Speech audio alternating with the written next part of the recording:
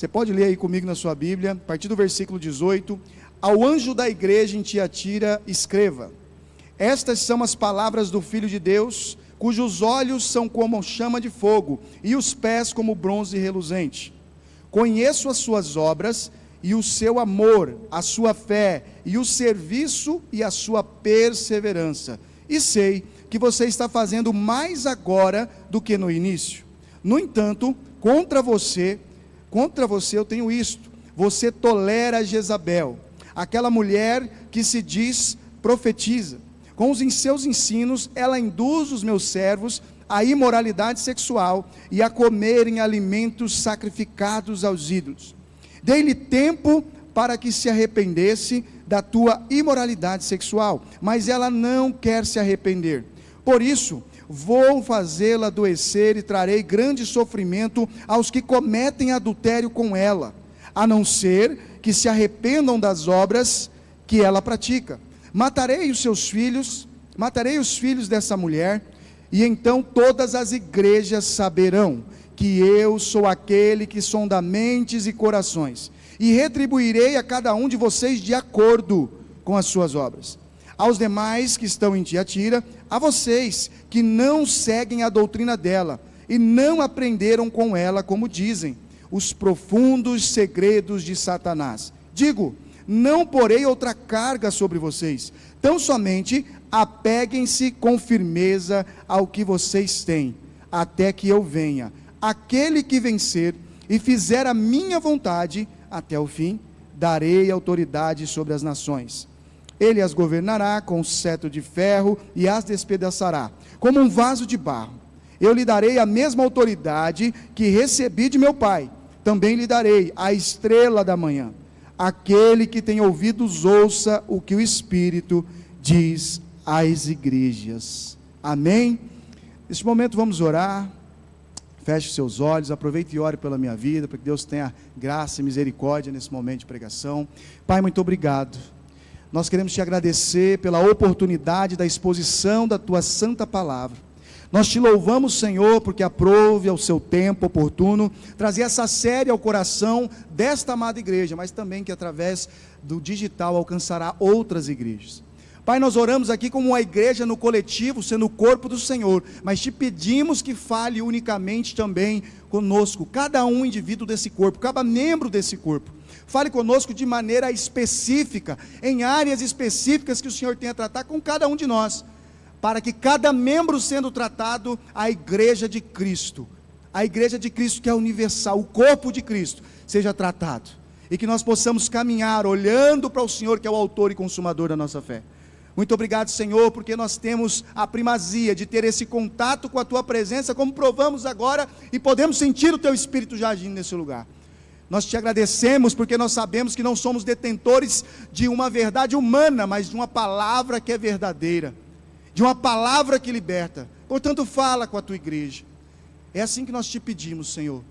Usa o teu vaso, tão somente, aquém do que escrevi, que fale somente o teu Espírito, que haja um esvaziamento de mim mesmo, para que o teu Espírito sopre a igreja, e os ecos da tua voz alcance alma e coração, de maneira penetrante, para que nós possamos ser discipulados pela tua palavra.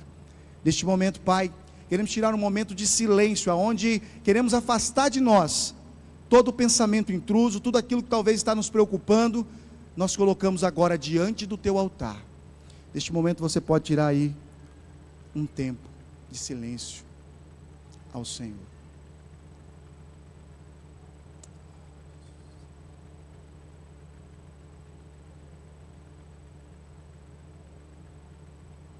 Aleluia, Jesus. Pai, muito obrigado mais uma vez.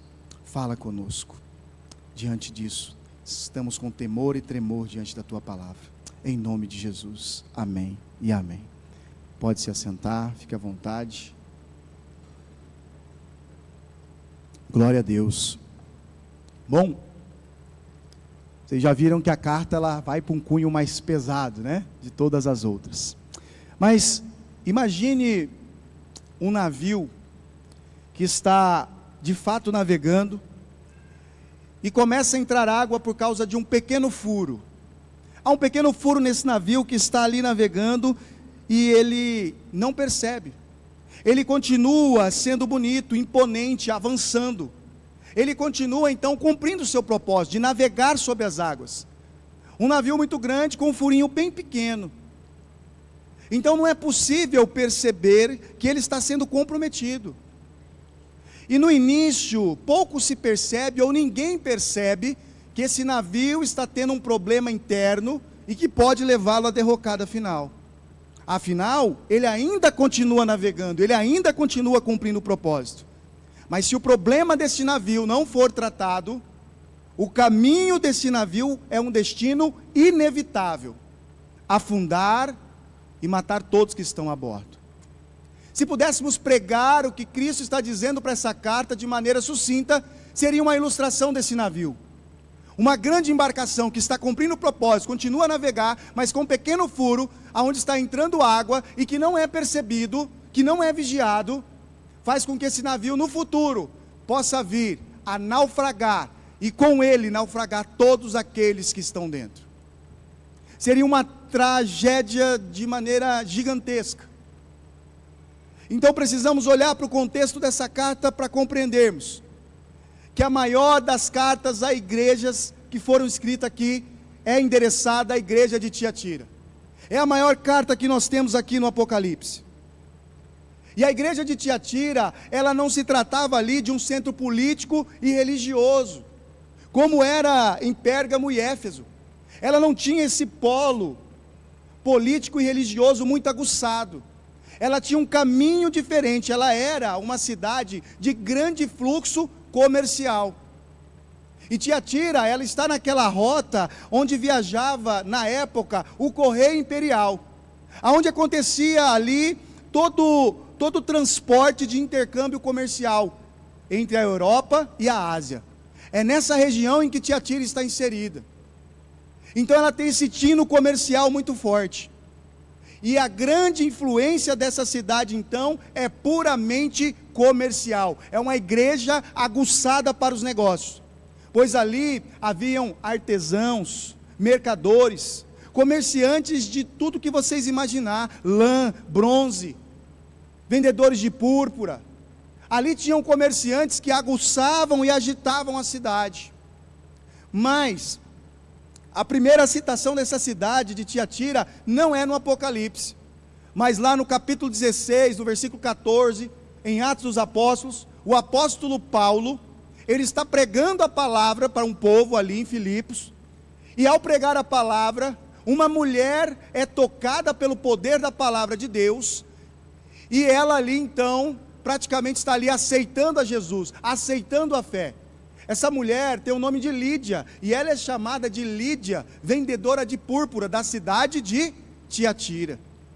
E nesse mesmo dia que Lídia também sente a mensagem do Senhor, o texto diz que toda a sua casa foi batizada no nome de Cristo Jesus, através de uma mensagem de Paulo. E muitos acreditam que Lídia então tenha sido talvez a mulher, juntamente com a família, que plantou essa igreja na cidade natal dela de Tiatira.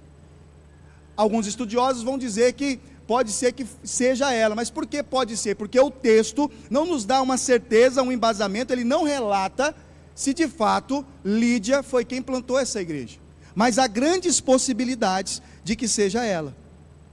Então, se você analisar bem, Tiatira não era uma igreja tão importante quanto as demais, porque o seu foco era voltado para as questões comerciais. E por ser uma igreja voltada, uma cidade voltada por essa questão comercial, eles tinham algo que à época chamavam de guildas. E o que eram essas guildas, para trazer aqui para o nosso contexto, para a gente poder entender? Eram como se fossem as agremiações, os grêmios, os sindicatos, as associações comerciais. Então tinha várias guildas dessas nessa cidade. E essas guildas, então, essas associações comerciais, é que tocavam o movimento macro desses negócios. Mas eles não eram apenas como um sindicato comercial, porque eles não se reuniam apenas a fim de se proteger comercialmente ou economicamente. O foco deles não era somente isso. A bem da verdade é que você vai analisando a história e o contexto, e eles também se reuniam para adorar a deuses pagãos, e a oferecer esses deuses festas, libertinagem e corrupção. Então, essa cidade, ela tinha essas reuniões de adoração, onde tinham grandes festas, e essas festas era o princípio dos problemas. Aonde começamos a ver que temos uma igreja, aonde podemos dar o tema dessa mensagem de hoje como corrupção tolerada. Havia uma corrupção nessa cidade. Nessas festas eram dedicados alimentos a deuses e ídolos falsos, e onde no ápice das festas, no apogeu das festas, acontecia muita imoralidade sexual. Era uma bagunça total. E é aqui, nesse contexto, que a igreja de Tiatira está inserida, em um contexto de tolerância ao pecado. Mas, se nós pararmos para observar, nós vamos perceber que a igreja de Tiatira estava crescendo no seu serviço para Cristo. A igreja de Tiatira tinha suas obras agora mais numerosas do que no início. Então, ao contrário das demais igrejas, Tiatira está crescendo de maneira exponencial. Aos olhos de quem está olhando, a igreja está maravilhosa. Essa igreja de Tiatira, então, ela tem aí características basilares de uma igreja que se diz, ou que nós podemos observar e julgar uma igreja boa. Ela estava crescendo em amor, isso é bom. Ela estava crescendo em obras, ela era perseverante. Olhando dessa maneira, Tiatira é uma igreja maravilhosa. É uma igreja que tinha aí as características basilares de uma igreja maravilhosa. E então, olhando para isso, esse feedback que Deus está dando no início, que Jesus está dando no início através de João, mostra que essa igreja é uma igreja que talvez todos nós gostaríamos de ter, ou fazer parte. Esse feedback é uma igreja que é um feedback que qualquer igreja gostaria de receber. Um feedback de alta performance, um feedback de crescimento. Essa igreja está com força no seu crescimento. Ela está indo na contramão das igrejas que esfriam com o tempo, que perde o amor pelo tempo, com o tempo, como o Henrique pregou. Ela não esfriou no seu primeiro amor. Tiatira era uma igreja que estava entregando muito mais, irmãos. Ela é uma igreja que estava tendo performance. Certamente, um feedback desses para uma igreja local seria a confirmação de que essa igreja estava no caminho certo, de que ela estava caminhando no propósito de Deus, porque ela crescia dia após dia em amor, em obra e perseverança. Seria uma ótima notícia, se não fosse a acusação depois do feedback. O Senhor traz uma acusação sobre eles, em uma grande falha doutrinária, a tolerância ao pecado, a tolerância à corrupção. E essa é a acusação de Jesus para a igreja de Tiatira. Ele está atento a tudo. Então, Tiatira é uma das igrejas mais elogiadas moralmente falando, porém, ela tem uma falha muito grande na sua ortopraxia. Ela tem uma ortopraxia parcial. E o que é uma ortopraxia parcial? Tiatira, ela estava crescendo nas obras, mas ela falhava na sua ortodoxia, ou seja, ela falhava na sua doutrina. Então a ortopraxia dessa igreja, ela era totalmente parcial, porque a igreja de Tiatira estava tolerando o pecado no meio da igreja, e isso é um problema sério. É como aquela água entrando no navio, na ilustração que eu fiz, não havia uma vigilância, e o pecado estava adentrando dentro da igreja. Então, se nós olharmos para esse texto, podemos fazer uma pergunta: de onde então vem a incitação, a instigação para essa igreja cair nessa tolerância ao pecado? O que estimulou essa igreja, talvez, perder o rumo, porque ela vem crescendo exponencialmente? E o que faz essa igreja, os membros dessa igreja, perderem o rumo da direção de Deus, é o movimento da época, um movimento comercial, um movimento financeiro. Podemos se dizer que esse movimento da época é o espírito da época, um espírito de prosperidade, de uma teologia da prosperidade, que é uma má teologia. Esse movimento então atrai a igreja e ela é atingida e é levada a tolerar uma corrupção, para que possa obter êxito também na parte comercial. E diante daqui eu quero iniciar com alguns tópicos. A igreja de Tiatira, primeiro ponto, sucumbiu às oportunidades comercial. É uma igreja em que os membros sucumbem a essa oportunidade. Só que eles poderiam ter um álibi dizendo que nesta época era praticamente impossível prosperar se você não fizesse parte das guildas, se você não fizesse parte dos sindicatos. Era praticamente impossível de se prosperar. Não fazer parte dessas associações era como você está decretando praticamente a falência do seu negócio, a falência das suas vendas. Então eles poderiam ter esse álibi, porque fazer parte das guildas, fazer parte das associações, era como um selo de garantia para evitar problemas financeiros nessa cidade. Logo, eu preciso fazer parte, porque eu preciso prosperar. Então talvez a pergunta dos que estavam ali: Senhor, e agora, como crentes, como nós vamos prosperar, sendo que só quem cresce nessa cidade é quem faz parte do sindicato? Senhor, de onde nós vamos alimentar a nossa família? E eu creio que se essa fosse a pergunta sincera deles, a resposta do Senhor seria: continue trabalhando, mas não se junte ou se une com essas coisas que corrompem os bons costumes. Mas a igreja de Tiatira não entende isso. As guildas eram as hypes do momento. As guildas eram as plataformas do momento. É como aquilo que aparece para você arrastar aqui e comprar um curso. Venha fazer parte e você vai prosperar. Só que por dentro disso havia uma corrupção tolerada. E então, essa igreja vai buscar uma solução para os problemas. E é aqui, irmãos, que surge uma mulher, entenda, entre aspas, muito importante para compreendermos como a igreja é arrastada a tolerar a corrupção. Surge uma mulher que se diz profetiza e traz uma proposta de solução para os crentes da igreja de Tiatira. Ela, Jezabel, encoraja esses membros da igreja a participarem das guildas, a fazer parte das associações, das reuniões de negócio, onde o tema macro era prosperidade e sexualidade. Ela começa a fazer um movimento que convence. É como se fosse Satanás falando aos pés do ouvido de cada membro da igreja: continua na igreja, mas vem fazer o seu negócio crescer comigo, porque não tem nada a ver, fica tranquilo. É a partir daqui que você vai conseguir ficar mais rico ou ganhar mais dinheiro. Você vai prosperar e você vai poder também ajudar nas obras da igreja. Aqui fica um ponto de interrogação. Será que o crescimento das obras não é oriundo desse movimento de crescimento, desses irmãos que estavam se vendendo para esse movimento comercial?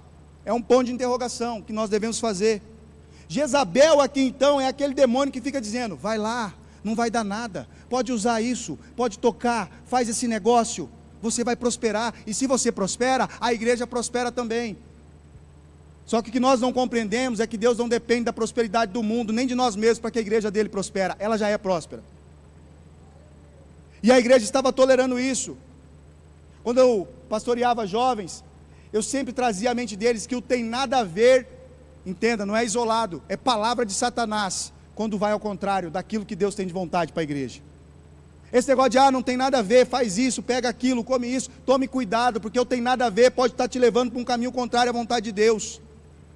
O que pode nos chamar a atenção também nesse texto maravilhoso de Apocalipse, é que quando um crente consegue dar atenção à palavra de um falso profeta, tem algo de errado na igreja. Como um crente consegue ouvir uma falsa profetisa e dar voz para ela? Aqui nós vemos um problema sério: falta de conhecimento bíblico, falta de exposição diante das escrituras. Problema esse que acontece muito nos dias de hoje. E os cristãos estão sendo enganados facilmente por essas profetadas, principalmente na área da prosperidade. E é nessa área que essa igreja então é arrancada para dentro desse movimento. É dentro dessa cultura que está a igreja de Tiatira. E é dentro dessa cultura que muitas igrejas se perderam, outras estão se perdendo, tentando trazer a solução para os problemas do crente através da teologia da prosperidade. A teologia da prosperidade não consegue resolver o problema do crente. A teologia da prosperidade só consegue resolver o problema daquele que já entendeu que Mamon é o Senhor da vida dele. Essa igreja então traz essa solução de uma pregação que só quer pregar a vitória acima de todas as coisas e a qualquer custo. E diante do grande crescimento que vem tendo nessa teologia da prosperidade, o crente sempre terá que escolher entre prosperar economicamente e continuar sendo fiel a Deus. Quem aqui escolhe ser fiel a Deus? Amém? É isso que essa igreja não entendeu. Ela precisava continuar fiel a Deus. Segundo ponto, toda vez que eu prego, parece que esse cronômetro está mais rápido. Vou ter que acelerar, dá mais 10 minutos aí, irmão. Amém? Essa igreja é uma igreja que tolera Jezabel. Vamos trazer para o contexto para a gente entender? É uma igreja que tolera falsos profetas. É uma igreja que tolera falsos pastores, falsos mestres.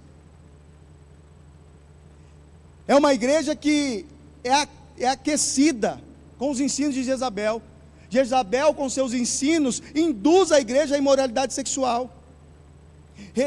Reitero aqui, a igreja de Tiatira estava com uma falha muito grande no ensino teológico, pois os membros dessa igreja foram atingidos facilmente com uma proposta indecente de uma falsa profetisa, que não professa fé. Um reflexo verdadeiro, um espelho do que nós estamos vendo ainda hoje, nos tempos modernos.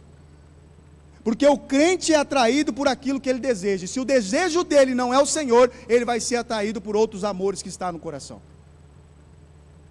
Essa igreja foi atingida dessa forma. E quando o meu desejo só é financeiro, performance no negócio, sexualidade, eu vou ser facilmente atraído por essas coisas. Essa igreja de Tiatira não estava mais sob a influência do Espírito Santo. Não estava mais sob a influência de Deus, mas sim sob a influência de Jezabel. E estar sob a influência de Jezabel é estar sob a influência de Satanás. É possível que uma igreja esteja fazendo boas obras e ainda assim esteja sendo influenciada por Satanás, quando ela não compreende aonde ela está colocando os pés. O relacionamento da igreja com Jezabel é o relacionamento com o mundo. E entenda aqui, o relacionamento com o mundo não é para dizer, para você ficar um crente escapista, que não quer ir para o mundo, porque é para lá que Deus está te mandando. O ID não é para você ficar dentro da igreja, mas é para ser igreja no mundo. Amém? Então, esse envolvimento de Jezabel com o mundo, que eu quero dizer, não é para você ficar escapando de estar lá, cumprindo o propósito de ser luz para as nações, de ser voz de Deus nas nações. Porque é nesse mundo que nós trabalhamos, é nesse mundo que nós comemos, vivemos, mas é para que nós não possamos ser contaminados com o espírito da época, um espírito de prosperidade.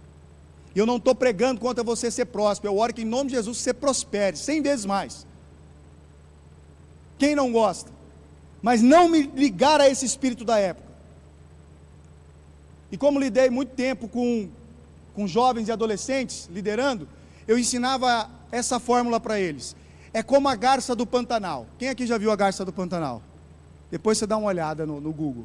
A garça do Pantanal, ela vive no mangue.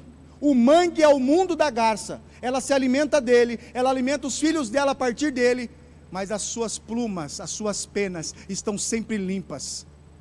Então ela não abre mão do mangue, porque é ali que ela vive, é ali que ela sobrevive, mas ela não se contamina com o mangue. Esse é o cristão nesse mundo. Nós não somos contaminados por aquilo que está acontecendo no espírito da época, mas sendo cheios do Espírito Santo, nós é quem contaminamos de maneira benéfica o mundo por onde vamos. Se tornamos um reformador da sociedade. Isso é ser igreja. Então o que começa a derrubar de fato essa igreja de Tiatira não é a falta de dinheiro, mas é a busca por ele a qualquer custo, inclusive passando por cima da sã doutrina. Isso é um pecado fatal para avançar comercialmente. Isso é muito parecido, irmãos, com as igrejas que temos hoje, que pregam essa teologia maluca da prosperidade. Sim, o ensino dessas igrejas é parecido com o ensino das guildas da época. O que importa é prosperar, não importa como. E tendo isso no meu coração como igreja, eu trago práticas pagãs para dentro do culto, e um culto que tem tudo, menos a presença de Deus. E o culto dessas igrejas geralmente é avivado, de maneira que quando um membro dessa igreja chega a uma igreja que expõe a palavra, ele diz que a igreja é fria. Podemos aprender com a igreja de Tiatira que ser igreja não é apenas fazer a nossa parte, nem se dedicar ao serviço. Ser igreja é combater com grande veemência o pecado. É combater, é atacar, é acusar o pecado. Não o pecador, mas acusar o pecado.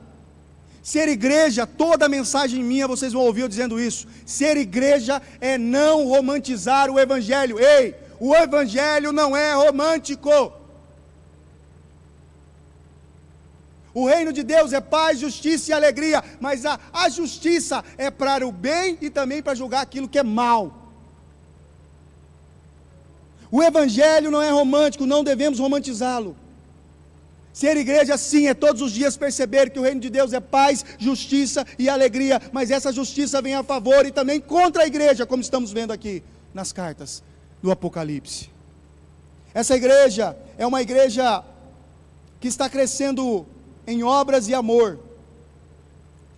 Nos tempos de hoje, uma igreja de Tiatira seria ovacionada, porque muitos julgam que uma igreja de sucesso, uma igreja de poder, é uma igreja que está crescendo em números. E não sejamos hipócritas aqui, enquanto irmãos, enquanto pregador. Uma das marcas de um ministério frutífero, sim, nós temos o aferidor do crescimento de números, com toda certeza, mas deve ser um crescimento saudável, como aconteceu na igreja de Atos, no início da igreja de Atos, onde o Senhor acrescentava os que iam sendo salvos, não as relações comerciais, não a relação com o mundo, não a associação e a tolerância com a corrupção, não, há uma igreja orgânica, poderosa, porque prega a palavra e sabe que ela não volta vazia, e por não voltar vazia, quando ela volta, ela traz pessoas para dentro da igreja. E eu não estou dizendo da igreja local, quando ele traz para dentro da igreja, ele está inserindo essa pessoa no corpo de Cristo. Eu não sei você, mas quando eu levantei a mão, aceitei Jesus, eu fui imediatamente inserido no corpo de Cristo. Eu recebi do Espírito Santo. Aprendemos, irmãos, com essa igreja, que uma igreja pode estar crescendo em obras, e mesmo assim caminhando em pecado, e o pecado é uma obra do mal. Então pode haver uma dualidade dentro de uma igreja, praticar boas obras e ao mesmo tempo praticando uma obra má. Eu vou ler o que eu postei no Instagram esses dias, que eu estava pensando na mensagem, aí eu tomei uma pauladinha do irmão de outra igreja, mas eu sei o porquê. Aprendemos com essa igreja de Tiatira que não adianta estar fazendo mais do que no princípio, se o fazer mais lhe ofusca a visão do que é pecado. É melhor uma igreja que não faz mais do que no princípio e continua ali talvez estável, caminhando de maneira estável, mas que não tem a sua visão ofuscada do que é pecado. Porque entenda você, Deus não plantou a igreja para pregar somente o amor, Ele também plantou para pregar a justiça. E nós não podemos ficar omissos a isso. Crescer em amor e obras, qualquer religião pode crescer. E olha lá, tem religiões que fazem essas obras muito melhor do que nós, igreja. Tem várias. Crescer em obras e amor, e qualquer religião pode crescer. Agora, o grande problema é doutrinário e teológico. Essas obras e esse amor que está crescendo, ele vem do meu foco em quem? Ele vem de uma base em quem? Quem é o amor primário que eu recebo para compartilhar aqui fora esse amor também? Se não for Cristo Jesus, pode aumentar 100.000 vezes essas obras, ela vai continuar sendo má, ainda que pareça boa. Porque uma obra boa, ela tem que sair da base que é Cristo Jesus. Então, diante disso, em quem será que a igreja de Tiatira estava depositando a sua fé para estar tão forte, crescendo em obras e amor, a receber de que ela estava maior do que no princípio? Será que essa igreja já não estava servindo a Mamon? Ou será que essa igreja já não estava ouvindo Jezabel, que trouxe ali o pulo do gato para a prosperidade dos comerciantes? Então podemos dizer aqui que Jezabel era o coach da época, amém? Ela trouxe o pulo do gato, ela inseriu na igreja, ela mostrou, olha, pode fazer isso. É como Satanás dizendo: olha, eu te dou isso se prostrado me adorares. Então a igreja de Tiatira olhou para Jezabel e falou: tudo bem, eu vou adorar o que vocês adoram, porque eu quero crescer financeiramente.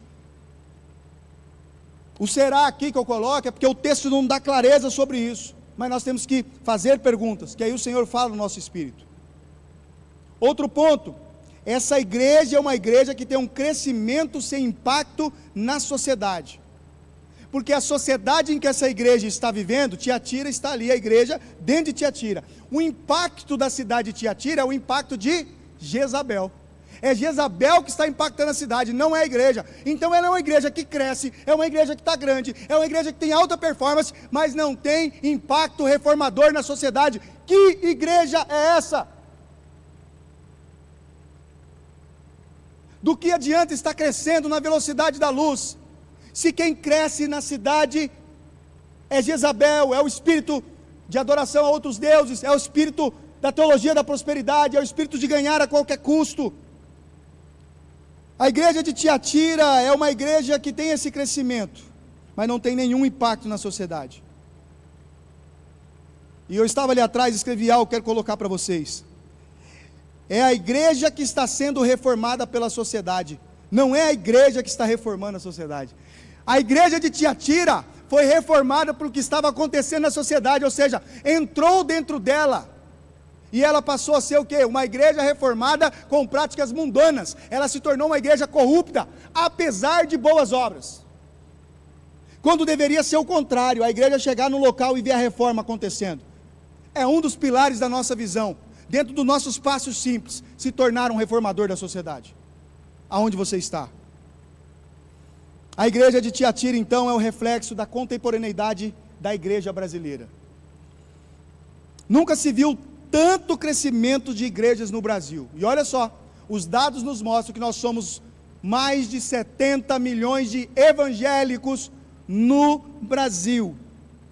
O número de igreja no Brasil aumentou absurdamente. É uma alavancagem extraordinária. E como dizem alguns pregadores, era para nós glorificarmos de pé. E eu te digo, não glorifique de pé esse crescimento, caia de joelhos. Porque é uma vergonha, um país com 70 milhões de evangélicos, não vê o país sendo reformados. Pastor, mas a culpa não é nossa, nós nos responsabilizamos por onde estamos inseridos.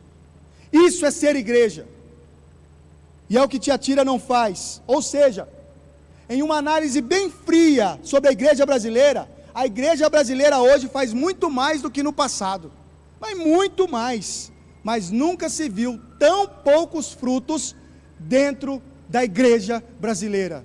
E falo do Brasil porque eu não conheço outras nações. Então, como pode uma igreja tão grande não ter reforma na sociedade? A corrupção não está diminuindo. Nós vemos os adultérios aumentando, inclusive dentro da igreja, uma realidade da igreja de Tiatira. A imoralidade sexual leva também ao adultério. Nós não vemos o abandono de incapazes diminuindo, só aumentando.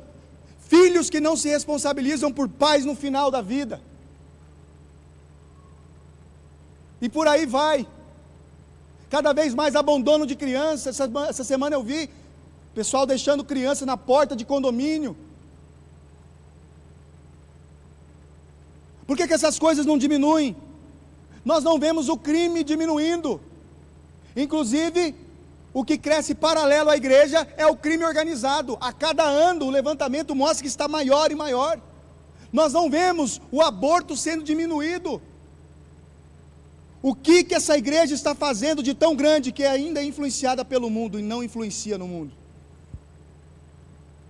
Tiatira crescia em amor e obras, mas a corrupção estava aumentando. Um belo reflexo para pensarmos como igreja, o que estamos vivendo no Brasil. E a pergunta que deve ser feita aqui: qual é o impacto reformador da igreja na sociedade? Qual é o impacto que a igreja tem causado na sociedade?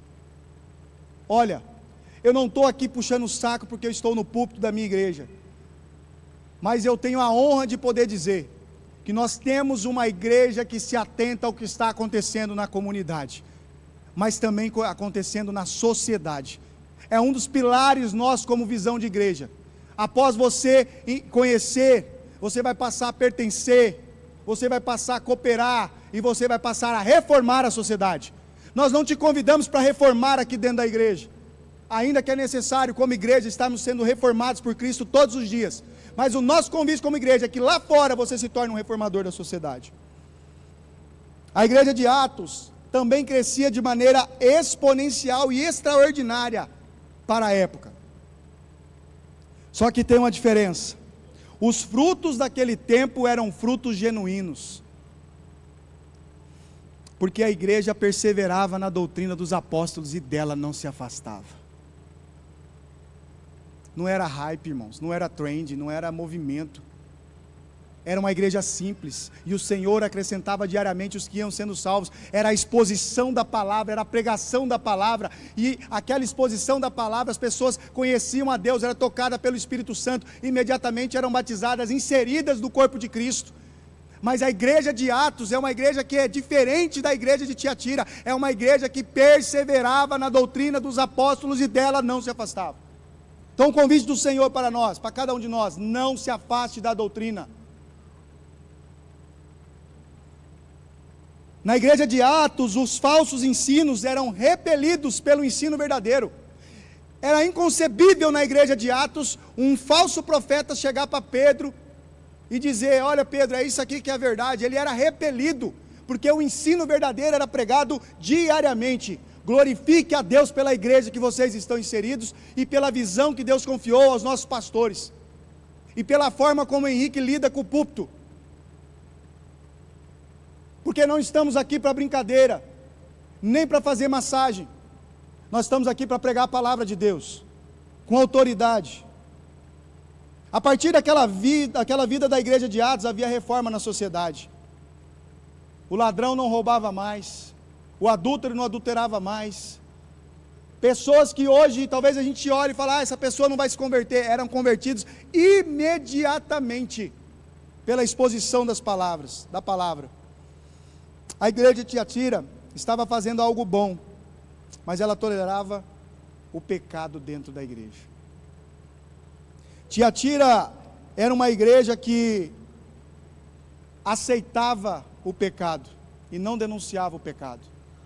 O papel da igreja não é aceitar o pecado, é aceitar o pecador, amar o pecador, se entregar pelo pecador, para que ele conheça Cristo, mas denunciar o pecado em que ele está. Irmão, nós estamos vivendo uma época em que, se é um amigo teu, e ele está vindo na igreja, mas ainda não abandonou um pecado deliberado que ele faz na tua frente, às vezes você não tem coragem de falar para ele: isso é pecado. E não é eu, Paulo, que estou dizendo, isso é pecado. E esse pecado te leva para onde? O juízo. E o juízo de Deus vai chegar, a favor e contra a igreja. Pecado deve ser confrontado. Nós vamos amar o pecador, como Cristo nos ensinou, mas nós não vamos amar o pecado. O pecado é para ser confrontado. Tem algum amigo seu que você vê que está?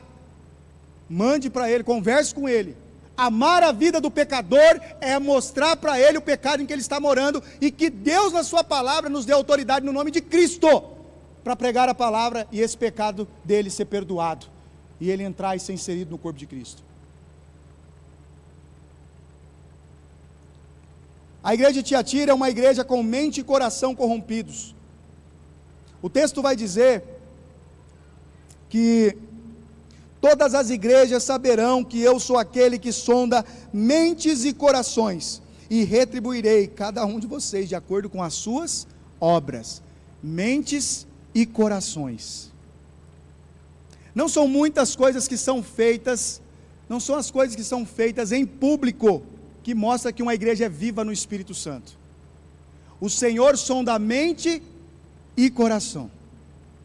E é por isso que o Senhor sonda aqui o coração e a mente dessa igreja de Tiatira, pois é lá que muitas das vezes mora a tolerância do pecado que nós deixamos ocultos. Ocultamos no público, mas internamente ele habita em nós ainda. Mas Deus, que sonda a mente e coração, Ele conhece todas as coisas.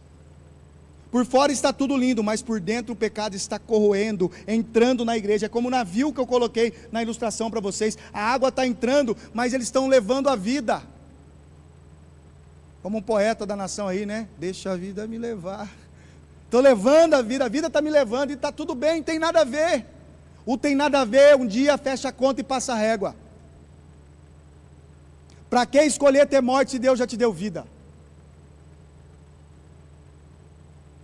Ah, Jesus.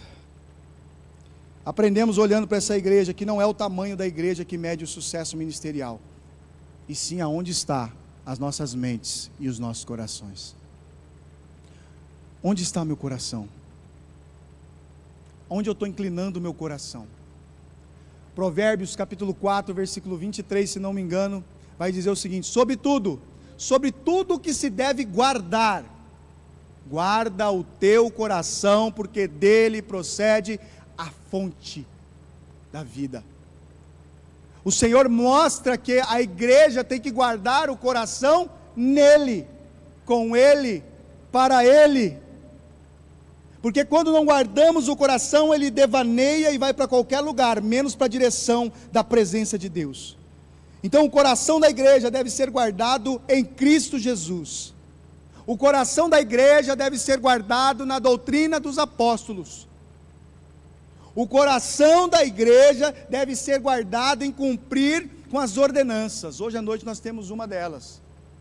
O coração da igreja deve estar imbuído e envolvido, fisicamente, emocionalmente e espiritualmente, em Cristo Jesus. Porque não há outro caminho para o nosso coração.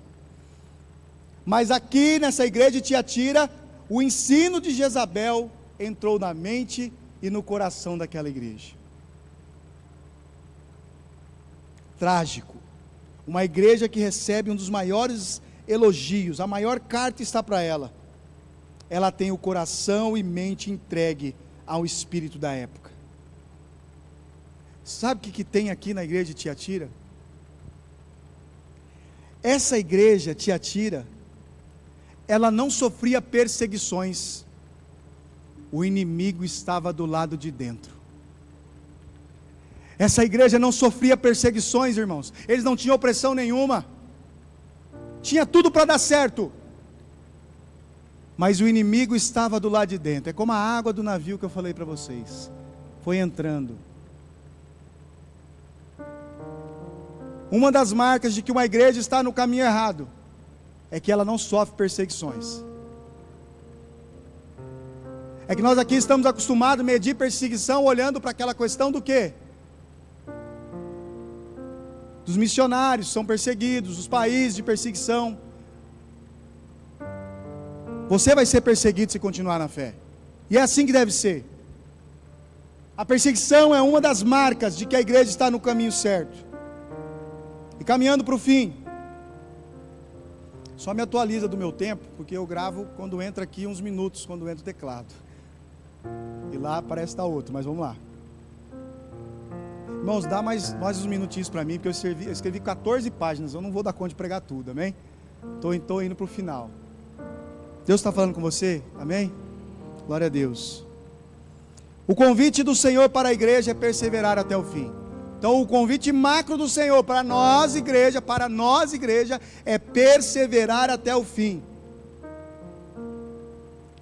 E a palavra de Deus diz que, aqui, o Senhor fala com um povo específico. Aos demais que estão em Tiatira: vocês que não seguem a doutrina dela e nem aprenderam, como eles dizem, os profundos segredos de Satanás. O que Jezabel ensinava? Os profundos segredos de Satanás. Você não precisa saber nada de Satanás. Você só precisa saber que o Cristo que você aceitou já venceu tudo na cruz, e nele você é mais que vencedor. Satanás não tem poder nem autoridade sobre a sua vida. Às vezes sentimos opressão. Eu estava sentindo muita opressão de subir aqui. Estava ali com o Gustavo, falei: cara, eu estou cansado essa semana, mas aqui eu estou, porque eu sabia o endereço de Deus para essa manhã. Digo: não porei outra carga sobre vocês, então somente apeguem-se com firmeza ao que vocês têm, até que eu venha. Seja perseverante até o fim. Ou seja, Havia ali homens e mulheres que não sucumbiram às facilidades comerciais e nem outros desejos daquela época. Sabe o que eu aprendo aqui? Sempre há um remanescente fiel na palavra de Deus. Pode existir uma igreja corrompida, mas sempre vai haver aqueles irmãos, aquelas irmãs, aquelas famílias que são remanescentes, que são baluartes do Senhor para a igreja. Só que geralmente esses irmãos são tratados como os chatos, como os turrões. Eu me sinto um pouco turrão, porque eu fui ensinado dentro de uma teologia carrasca mesmo, protestante reformada, e depois com o tempo eu fiz a atualização, o download, carismática. Glória a Deus. Oro em línguas também, gosto do fogo, aleluia. Então sempre tem ali um manancial, sempre tem alguém, mas às vezes nós tratamos esses como chato, porque como diz aí fora, às vezes a verdade dói.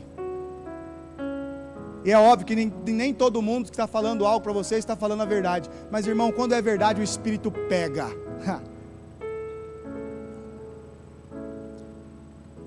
Eles sempre são taxados como chatos. Em uma igreja confusa, seja estável. É isso que eu aprendo com esses homens que estão ali. O Senhor está dizendo, ó, continuem fazendo a mesma coisa, sejam estáveis. Em um ambiente corrompido, sejam fiéis. Vocês estão vendo todo mundo fazendo? Lembra do que sua mãe falava para você: você não é todo mundo. E o Senhor diz para você também: você não é todo mundo, você é meu filho, minha filha. Seja fiel. Em um tempo de engano, perseverem na sã doutrina até que eu volte. E aqui também é possível ver a graça de Deus sendo manifestada. John Stott diz que nesse bloco há uma graça manifestada. Primeiro, olha só como a graça é maravilhosa. Primeiro, porque Ele dá tempo para que haja arrependimento daqueles que estavam vivendo em pecado, e até mesmo de Jezabel. A graça de Deus é maravilhosa. Ele não se esquece de ninguém, Ele dá tempo. Segundo, porque Ele fala de maneira específica com aquele remanescente que permaneceu fiel. É como se Ele dissesse: aceitem o sacrifício de seguir na contramão das falsas doutrinas. Fujam de uma teologia escassa. Romanos capítulo 12, versículo 2: não se amoldem ao padrão deste mundo, mas transformem-se pela renovação da sua mente, para que experimente a ruim, a péssima, não, a boa, agradável e perfeita vontade de Deus. Terminando, que tipo de igreja então realmente somos enquanto corpo? Que tipo de igreja eu sou inserido no corpo de Cristo? Aqui eu estou falando de maneira individual e de maneira coletiva. Como eu quero ser igreja? Eu quero ser igreja do jeito que eu quero, do jeito que eu penso. Eu quero ser igreja debaixo de uma palavra profética que diz que eu vou vencer todas as vezes, que eu vou ser mais que vencedor, que a vitória tem sabor de mel. Ou eu quero ser uma igreja debaixo de uma palavra que diz que no mundo eu terei aflição, mas diz para eu ter bom ânimo, porque o meu Deus já venceu todas as coisas, e nele eu sou mais que vencedor. E talvez a vitória que eu tenho nele não vai me trazer mais dinheiro, mais bens. Talvez eu sou o cara que sou escolhido para não ser milionário, mas o preço que foi pago na cruz, dinheiro nenhum paga, por isso estou nele, convencido de que é esse tipo de igreja que eu tenho que ser. Tiago capítulo 4, versículo 4 diz: adúlteros, vocês não sabem que a amizade com o mundo é inimizade com Deus? Portanto, se alguém quiser ser amigo do mundo, faz-se inimigo de Deus. Lembre mais uma vez, não é para você não estar no mundo, você deve estar lá.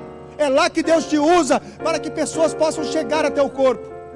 Mas Ele está falando de uma amizade que é envolvida ao espírito da época, entregue ao espírito da época, a uma corrupção, a uma tolerância ao pecado. Aleluia.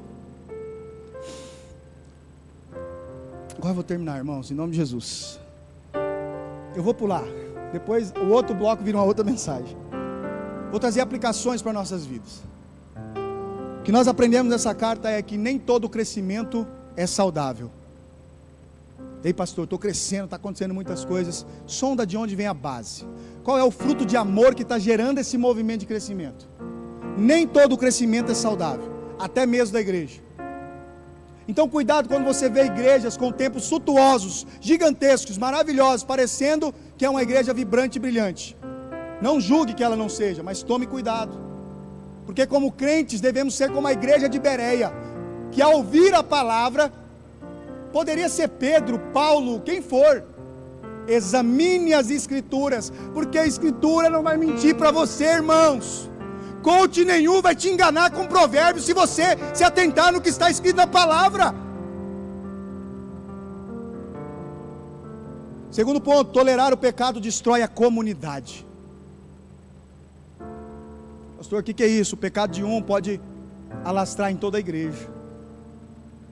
Me parece que essa questão entre Jezabel e o povo não foi de uma vez, foi trazendo um pouquinho, trazendo um pouquinho, trazendo um pouquinho. Sabe aqueles movimentos que surgem? E aí a pessoa vai no movimento e ela volta avivada, fala assim: pastor Jânio, o senhor tem que fazer parte desse movimento, porque ó lá Deus fala tremendamente. O que Deus falou com você? Recebi uma palavra que no ano que vem eu vou prosperar 100 vezes mais. Primeiro, entenda o que eu vou dizer. Quando você acorda pela manhã, você prosperou 100 vezes mais. Você está vivo, Deus te deu fôlego de vida. Há muitas pessoas que hoje deu o último suspiro de vida no hospital e você acordou e está vivo. Você está 100% mais próspero do que ontem. Agradeça.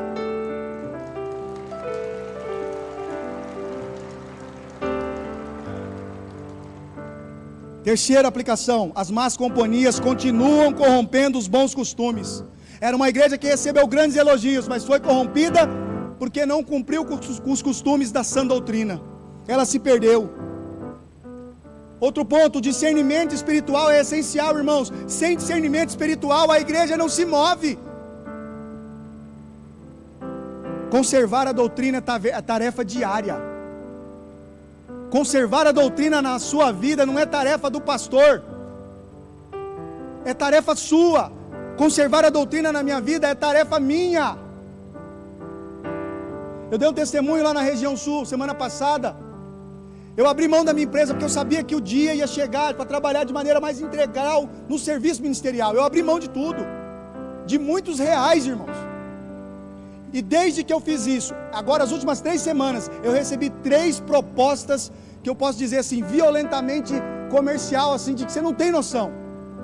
Cadê o Vinícius? Está aí, né? Uma delas eu printei e mandei para ele, falei: olha isso, irmão. Irmão, coisa que você não negaria, amém? Você fecharia a tua empresa para ir. Recebi uma outra proposta, o rapaz me ligou, eu coloquei no Viva Voz, estava eu e a Ana indo treinar, uma resposta de um projeto de 8 milhões de reais. E ele falando: eu quero você no negócio de maneira comercial comigo. Aí eu falei: eu acho que você ligou para o cara errado, porque eu não tenho nem 500, nem 100 mil, como que eu vou entrar nesse negócio? Ele falou: você não entendeu, você não vai pagar nada e vai entrar no contrato. Negócio lícito, bom, homem de Deus que me chamou, vai ficar pronto em 2027, não tem nada igual em Campo Grande. Aí eu fui treinar e eu até animei. A hora que eu comecei a treinar, o Senhor falou: não se desvie do caminho que eu estou te mandando. E eu estou naquele caminho, passando pela prova, dando glória a Deus, igual... Ai. A Ana olhou e falou: nossa, o valor é alto, né? Mas eu abri mão, irmãos. Outro ponto: conservar a doutrina é a tarefa diária de cada um. Melhor é sofrer o dano do que sofrer a morte. Por último, a vida cristã é uma vida de manutenção diária. Lembra do navio no começo da mensagem? Ninguém viu o que estava acontecendo. Por quê? Para você achar o que precisa ser consertado, precisa buscar a manutenção. E para ter manutenção precisa o quê? Examinar-se, pois, a si mesmo, todos os dias. Não é só no dia da ceia não, irmão. Você tem que se examinar todos os dias. Eu não sei você, eu não tenho vergonha de falar isso. Mesmo como pastor, mesmo como líder, mesmo como de 15 anos nessa jornada liderando, eu sempre tive comigo de acordar e falar: Senhor, perdoa os meus pecados. Perdoa o que eu não percebi, perdoa o pecado da mente, do coração, me perdoa. Para subir aqui eu peço: Pai, misericórdia sobre a minha vida. Porque a vida cristã é uma vida de manutenção diária. A igreja de Tiatira não deu manutenção. ela só caminhou. E agora eu quero ler a conclusão, porque Deus é tão bom, né? A gente escreve mensagem, Ele fica fazendo a gente apagar, escrever, apagar, escrever, apagar, escrever. Isso aqui eu escrevi hoje pela manhã. No fim, a mensagem de Tiatira não é sobre uma igreja que deixou de fazer as coisas, é sobre uma igreja que continuou fazendo, mas deixou de vigiar. É o navio navegando com furo, sem ninguém controlar o que está acontecendo. Quando eu olhei para isso, eu me lembrei do profeta Eli e os seus 2 filhos, Ofni e Finéias. Eli estava no trabalho ao Senhor, mas se esqueceu dos seus filhos. E você sabe o que aconteceu. Se não sabe, lê a Bíblia. Vai lá em Samuel. Eles profanaram o templo do Senhor. Eles se relacionavam com as mulheres que ficavam na porta da tenda do encontro. E Eli foi atingido pelo pecado de seus filhos. E talvez esse seja o nosso maior perigo hoje. Fazermos muito, mas não vigiarmos o principal. Porque não é o pecado escancarado que destrói a igreja. É o pecado tolerado que matou a igreja de Tiatira, que depois de alguns séculos ela deixou de existir.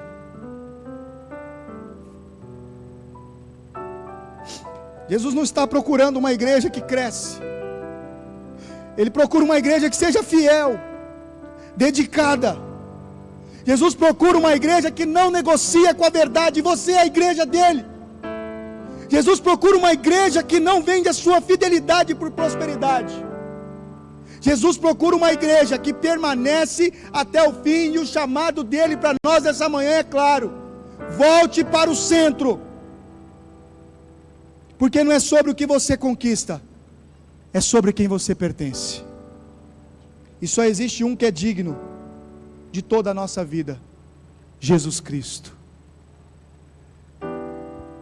Eu termino aqui dizendo que tem um documentário, irmãos.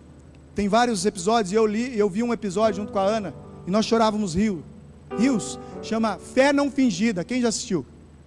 Assista esse documentário. É um documentário que não chama a atenção de ninguém, sabe por quê? É lá no Nordeste, igreja debaixo de casa de barro. Testemunhos que você vê que é verdadeiro, Deus fala no seu coração. E Deus está procurando uma igreja que não tenha fé fingida, uma fé que é dentro e fora a mesma coisa. Convido você a ficar de pé, a gente orar nesse momento.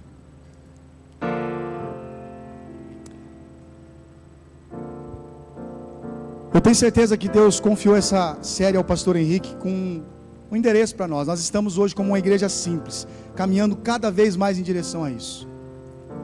Quero pedir a você que feche seus olhos, de verdade. Feche seus olhos e comece a orar ao Senhor. Antes de orar, para encerrar, eu quero só fazer uma pergunta. Há alguém que chegou aqui hoje, que nunca entregou sua vida para Jesus, que gostaria hoje de entregar sua vida para Ele? Levanta sua mão bem alto assim para me ver. Onde você está? Se há alguém aqui hoje que gostaria de entregar sua vida para Jesus, eu quero que você levante as suas mãos do lugar que você está, que eu e a igreja vamos estar orando por você. Se não há ninguém, amém. Glória a Deus. Esse é o único apelo da noite. E agora eu quero convidar você a orar comigo. Pai, muito obrigado. Nós te agradecemos por a tua palavra. Perdoa os nossos pecados, Senhor. Perdoa o pecado da tua igreja a nível universal. Nos coloque como aqueles que são os remanescentes, Senhor, que não abrem mão da sã doutrina, que não abrem mão da tua palavra. Nos coloque como uma igreja que não tem uma fé fingida. Nos coloque como uma igreja que lá fora representamos o bom refrigério da tua voz. Nos coloque como uma igreja que é luz para as nações. Nos coloque como uma igreja que consegue fazer a manutenção diária, pois sabemos que as más companhias corrompem os bons costumes. Pai, que nós possamos aprender a guardar o nosso coração em Ti, porque dele procede a fonte da vida. Que o nosso coração enquanto igreja esteja no Senhor. E que não haja espírito da época de Jezabel ou de teologia que nos corrompa a ponto de abandonar a sã doutrina. Firma os pilares da tua igreja. E eu oro, Pai, te agradecendo por esta igreja, que tem buscado com veemência ser essa igreja do Senhor. Eu não digo, Pai, que somos uma igreja perfeita, porque se o Senhor olhar para nós, o Senhor vai ver as imperfeições que temos, com toda certeza. Mas eu digo uma coisa com convicção: o Senhor conhece as obras dessa casa. O Senhor conhece as obras dessa igreja. O Senhor conhece o coração do líder dessa igreja, que é submissa ao Senhor. E nós declaramos que as ovelhas não são nossas, são tuas. Mas agora, Pai, eu quero declarar sobre a vida deles que haja graça, paz, prosperidade, plenitude e abundância do Teu Santo Espírito, para que nivele cada dia mais o nível de fé em direção ao Teu altar.